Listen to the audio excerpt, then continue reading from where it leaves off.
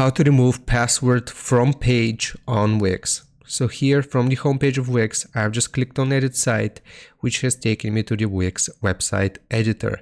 Now from within the Wix website editor, we want to choose the third option, which is pages and menu, and then find the page which we want to remove the password for.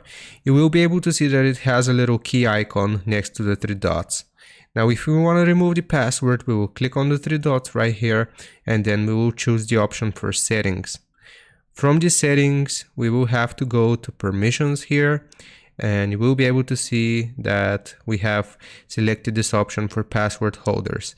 If we want to remove this password, we will delete this password altogether here, or just choose everyone. And now as you can see, the key icon has disappeared and people won't be asked for a password once they land on your homepage from your Wix website or on your Wix website. I hope this helps you out. Leave a like and sub, and I'll see you next time.